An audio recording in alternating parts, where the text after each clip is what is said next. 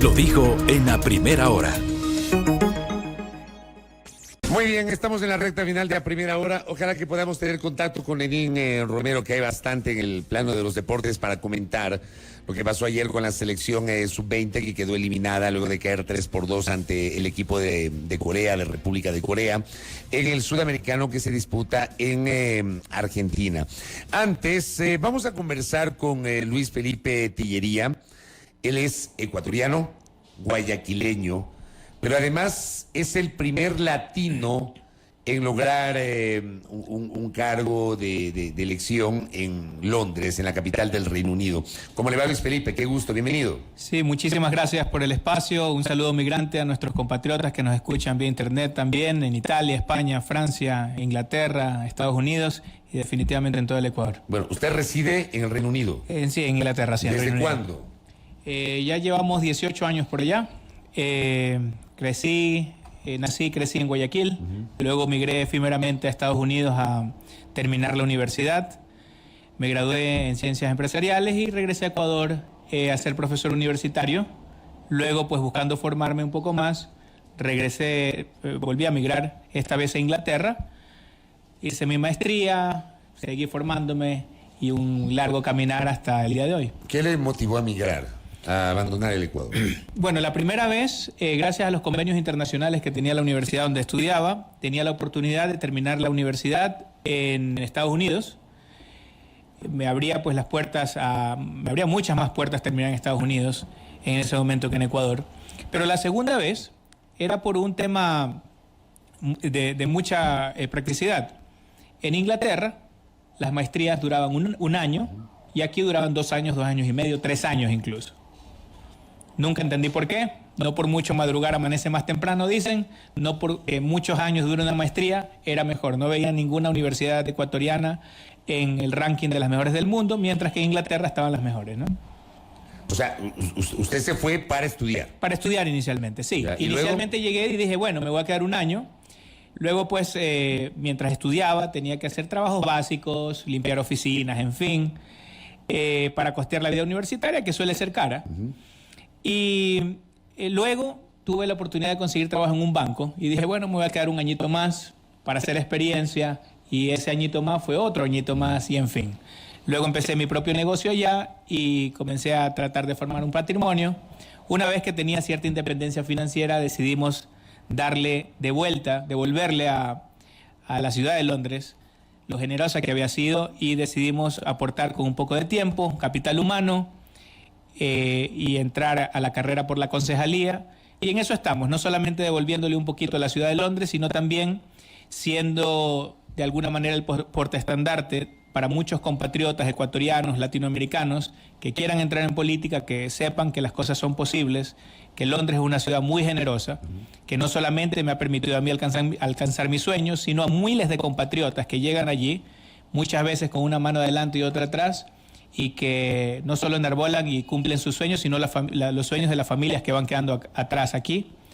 Debido a esas remesas, muchas personas estudian en las universidades aquí, muchas personas se curan por esas recetas médicas que se compran con dinero de remesas, muchas casas se construyen, muchos sueños se edifican. ¿Qué hace un concejal para un poquito conocer, no? ¿Es un símil de lo que hacen los concejales acá o hay diferencias en la estructura política? Sí, hay diferencias. ¿Qué es el cargo de concejal en Londres? Sí, el cargo de concejal, bueno, tiene la City de Londres, la ciudad de Londres, tiene 3 funciones. La primera, actuar como un consejo, como cualquier municipio de aquí, en donde arregla calles, se dedica a los servicios básicos, etcétera, etcétera. Esa es una parte de las 3 funciones de la City de Londres. La otra parte es promover a las empresas que están afincadas en la City de Londres, promoverlas como un destino de turismo, promover esas empresas también para que sean de tamaño global, de acción global. Por ejemplo, muchos de los bancos que nosotros vemos en el mundo son bancos afincados en la City de Londres, muchas compañías de seguros. En fin, la segunda función del municipio es promover esas empresas para que generen negocios a nivel global. De esta manera hay más empleo también en la City de Londres. Y la tercera función es mantener las tradiciones milenarias. La City de Londres tiene casi 1000 años de historia. El municipio de Londres tiene casi 1000 años de historia. El Palacio Municipal tiene 600 años de historia aproximadamente, y necesita mantener ciertas tradiciones milenarias, como por ejemplo la proclamación del rey Carlos III. Nosotros estuvimos allí para proclamarlo como rey. Es una de las tradiciones que el primer territorio que lo proclama rey es precisamente el distrito financiero llamado la City de Londres. Y se van manteniendo esas tradiciones. Entonces, esa conjugación de las tres funciones es lo que hacemos los concejales, porque el poder no está en el alcalde. El alcalde viene a ser como un embajador itinerante en todo el mundo. Y el Consejo Municipal de los 100 Common Councillors son quienes, por medio de diferentes comisiones, organizan el accionar de estas tres funciones de la ciudad. O sea, a diferencia de lo que pasa acá con los concejales, que terminan siendo legisladores de la ciudad, que son parte de un consejo municipal liderado por el alcalde, es totalmente diferente lo que se hace allá. Correcto. Entonces, hay una partecita que es similar, en donde también nosotros legislamos, pero por medio de comisiones también somos ejecutivo. Y además tenemos que hacer lobbying para empresas internacionales, para que lleguen a ser globales. Tenemos que promover que estas empresas puedan hacer negocios en diferentes partes del mundo. Le pongo un ejemplo. La República de Chile en el 2019 lanzó unos nuevos bonos de deuda externa. El alcalde, el Lord Mayor de la City of London, durante los 4 años precedentes a esa emisión de bonos, estaba visitando Chile todos los años. ¿Qué es lo que hacía? Promovía que esos bonos, primera vez en el mundo que se emitían bonos linkeados a la sostenibilidad. Esos bonos pudieron haberse lanzado en Wall Street, pudieron haberse lanzado en China, pero se lanzaron en la City de Londres. Entonces, allí hizo comisiones un banco que estaba afincado en la City de Londres. Pero como contraparte, también se estaba financiando un país. ¿Y cómo lo hacían? Que me parece una idea que debería ser considerada en este país. Es que eran bonos que tenían una peculiaridad. En lugar de que un bono de deuda externa pague, por darle un ejemplo, 7%, acá teníamos un bono que estaba indexado a la lucha contra el cambio climático. Si es que el gobierno de Chile estaba en línea y estaba ayudando al cambio climático, solo pagaba el 2%. Y si es que no estaba ayudando, pagaba el 6%. De esta manera tenía una tasa variable. Tenía ciertos objetivos que cumplir, tenía que invertir ese dinero en energías renovables, lucha contra el cambio climático, etcétera, etcétera. ¿Cuánto han recaudado desde el 2019 acá? 22.000 millones de dólares. Eso es equivalente aproximadamente a un tercio de la deuda externa de Ecuador. Y Ecuador es un país megadiverso, con lo cual muy bien nos podría ir si comenzamos a emitir este tipo de bonos, porque hay una industria gigantesca que quiere financiar la lucha contra el cambio climático. Ya no solamente se trata si se cree o no se cree en el cambio climático. Allá en Londres es una industria. Es como que usted crea o no crea en Papá Noel. No importa. Aunque no crea, usted lo pone en las ventanas si es que tiene un comercio y en el mes de diciembre usted pone oferta de Papá Noel. Lo mismo pasa con el cambio climático. Las personas que creen o no creen saben que es una industria y es una industria muy rentable. Con lo cual, la City de Londres está buscando ser el líder mundial del financiamiento contra el cambio climático. ¿Cuánto dinero pasa por la City de Londres? 1/3 de todo el dinero del mundo todos los días. ¿Cuánto es eso aproximadamente? 3.8 trillones de dólares. Para ponerlo en contexto, porque muchos ceros pueden confundir a la gente, 3.8 trillones de dólares significa, todos los días, significa que para financiar al Ecuador por un año, haría falta el dinero que pasa por un minuto por la City de Londres. Entonces, esa cantidad de dinero que hay afuera, tenemos que aprovecharla, tenemos que comenzar a mirar un poco más a otros mercados que no son solamente Wall Street, que no son solamente los créditos chinos, que también hay otros mercados que están en boga, que están dispuestos a financiar precisamente países como el Ecuador. Esto no, tal vez no se asemeja, guardando las distancias y las diferencias, a esta apuesta de los bonos azules que está impulsando el gobierno del presidente Lasso. Es un poco diferente porque tiene una tasa variable y depende de la lucha contra el cambio climático, más allá que simplemente cuidar el medio ambiente. ¿Ya? Son bonos más específicos. ¿Ya? Aquí estamos hablando de algo mucho más amplio. Correcto. Y cuando vienen los fondos, tienen que ser invertidos específicamente en energías renovables, específicamente en la lucha contra el cambio climático, específicamente en sustituir petróleo, por ejemplo, como medio de energía, en fin. Algo muy interesante, por ejemplo, es que Ecuador ha declarado 60.000 kilómetros cuadrados como reserva marina. Está muy bien visto por la City de Londres y creo que Ecuador debería caminar en esa dirección, hacer un calco y copia de lo que ha hecho Chile, hacer un calco y copia de lo que ya está haciendo Colombia y enrumbarnos buscando diferentes fuentes de financiamiento. No solamente irse a arrodillar al Fondo Monetario Internacional, que sé que tiene mucha resistencia en Ecuador. Y si bien es cierto, el FMI presta con bajas tasas de interés y si bien es cierto, el FMI ha contribuido en los últimos 20 años con 5.800 millones. Pero plantea condiciones, pues, del FMI para... Correcto. Y bueno, con justa razón porque es plata de ellos. Sin embargo, creo que nosotros nos hemos olvidado de buscar más financiamiento y de dar más incentivos al FME. ¿Qué es el FME? Son las familias migrantes ecuatorianas. Las familias migrantes ecuatorianas, en lugar de los 5.800 millones que ha contribuido el FMI, los migrantes hemos contribuido con 62.000 millones en los últimos 20 años. Con lo cual, creo que mejor le podría ir a Ecuador si es que comienza a darle incentivos, esos caramelos, a los migrantes para que comiencen a mandar un poquito más de dinero. Oiga, yo le pregunto a usted, porque luego de escuchar su explicación es inevitable hacer un poco un ejercicio de memoria de cuando el Ecuador pretendió lograr apoyo internacional para no explotar los campos ITT del Parque Nacional Yasuní. O sea, la apuesta era conseguir financiamiento garantizando que ese petróleo queda bajo tierra. En este contexto que está explicando, ¿eso hubiese servido? Hubiese sido algo interesante. Lamentablemente no era el momento, no estaba de moda, no había una industria. O sea, hace 10, 11 años no hablábamos de esto todavía. Sí, pero habían un par de bancos haciéndolo. Lamentablemente es lo mismo que usted se hubiese inventado el WhatsApp hace 40 años. No hubiese tenido éxito.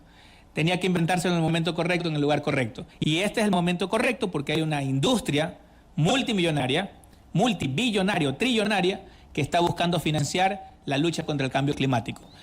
He entendido que hay un par de candidatos que están muy conscientes de que hay que luchar por el medio ambiente y espero que tengan en sus planes de trabajo buenas propuestas de cómo financiar su lucha contra el cambio climático. Ahora, usted, ¿cómo llegó a ser concejal? Háblenos de su experiencia. ¿Cómo se involucra usted en la política? Usted es migrante ecuatoriano.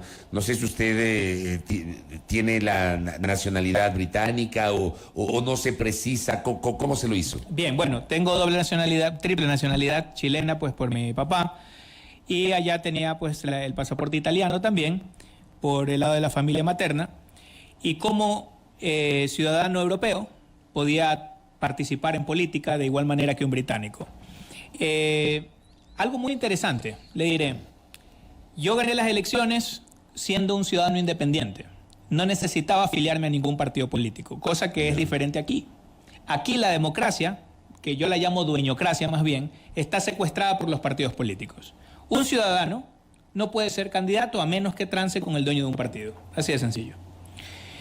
Allá no. Allá uno va y se inscribe.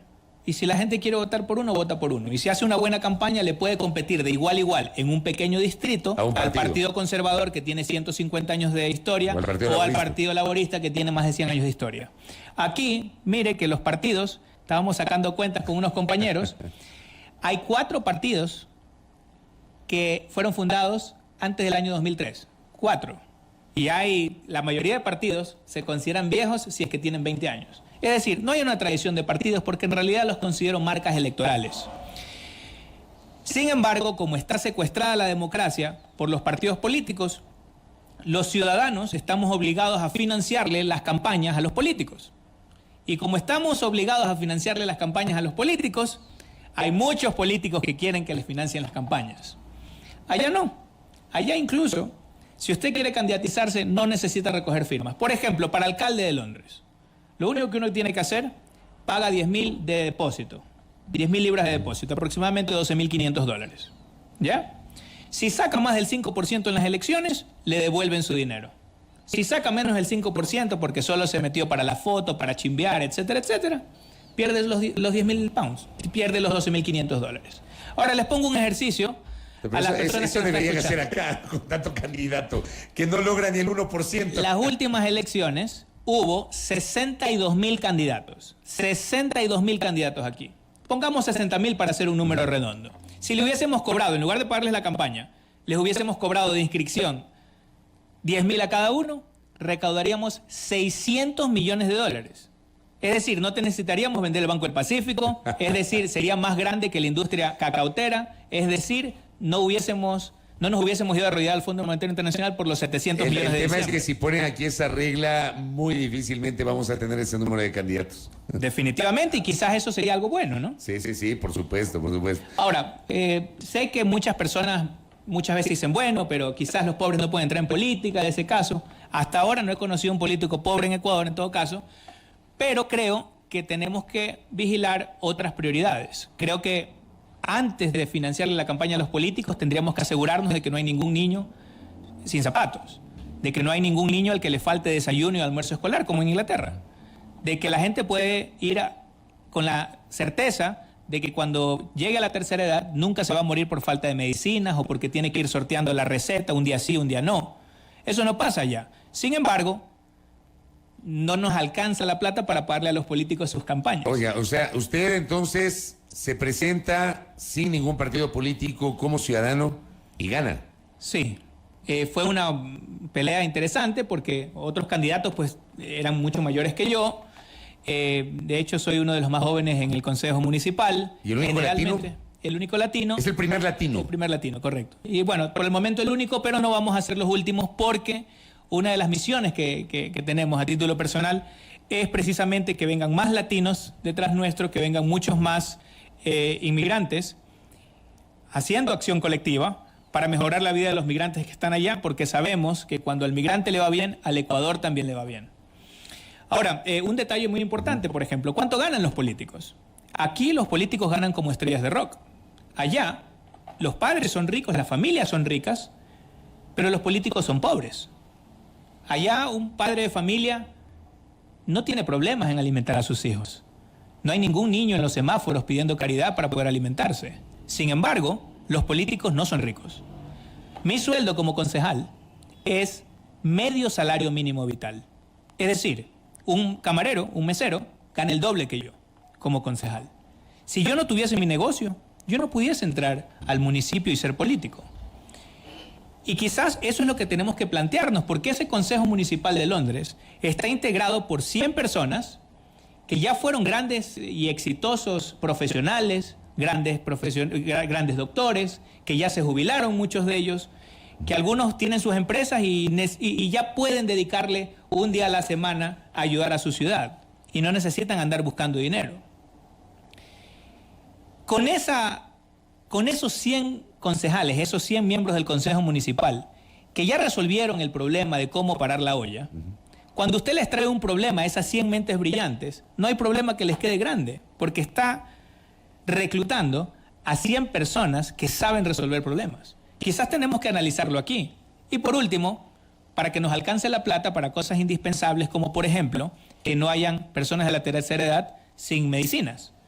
Y yo creo que luego de que no haya ningún niño sin zapatos, luego de que no haya ningún viejito sin medicinas, luego de que no haya ningún migrante que tenga que emigrar porque no encuentra trabajo aquí, una vez que hayamos solucionado todos esos problemas, comencemos recién ahí a pensar si es que le financiamos la carrera a los políticos o no. Qué tremenda experiencia de explicación hay muchos de nuestros oyentes, internautas enganchados con este diálogo. Luis Felipe, gracias por acompañarnos y por compartir esta experiencia. Me parece que ha habido algunos pasajes de esa entrevista muy reveladores y obviamente la necesaria, puede ser odiosa, pero necesaria comparación sobre lo que pasa en países del denominado primer mundo frente a lo que está pasando con la política aquí en el Ecuador. Muy amable, Luis Felipe. Muchísimas gracias. Gracias a Luis Felipe Tillería, ecuatoriano, guayaquileño, barcelonista o emelecista usted. Emelecista, ahí estamos bien, azul. Y residente en el Reino Unido, migrante ecuatoriano, que es el primer latino en ser concejal en la capital del Reino Unido, en Londres. 8:56 en la primera hora. Primera plana. Todas las noticias, todas las voces.